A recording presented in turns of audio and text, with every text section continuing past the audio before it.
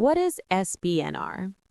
Spiritual but not religious, Sbnr, describes individuals who prioritize personal, inward spiritual growth over organized dogma, doctrines, or institutional affiliation.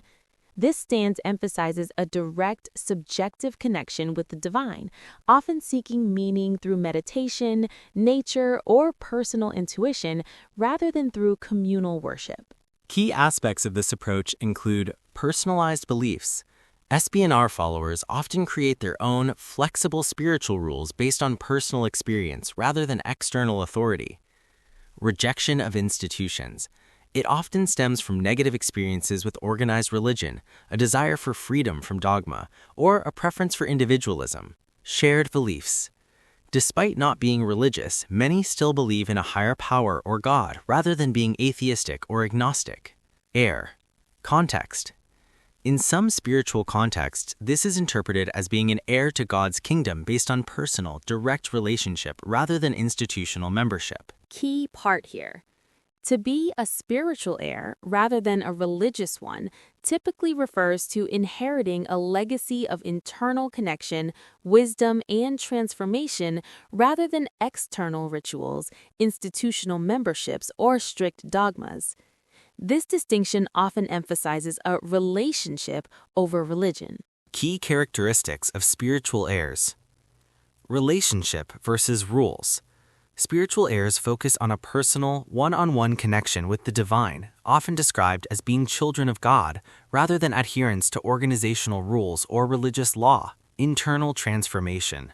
The inheritance is seen as an inner change or spiritual transformation of the heart and mind, rather than just simple acceptance of teachings or church membership. Universal connection. They often value individual freedom, autonomy, and an inclusive approach, believing that spirituality comes from the soul and a divine within that transcends specific religious boundaries. Living legacy.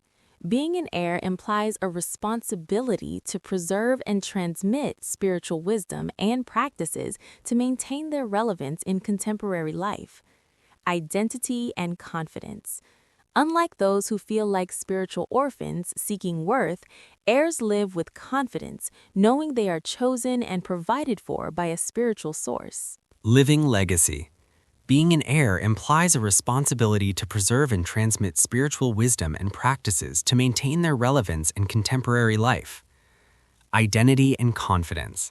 Unlike those who feel like spiritual orphans seeking worth, heirs live with confidence, knowing they are chosen and provided for by a spiritual source. The spiritual but not religious, Sbnr, context.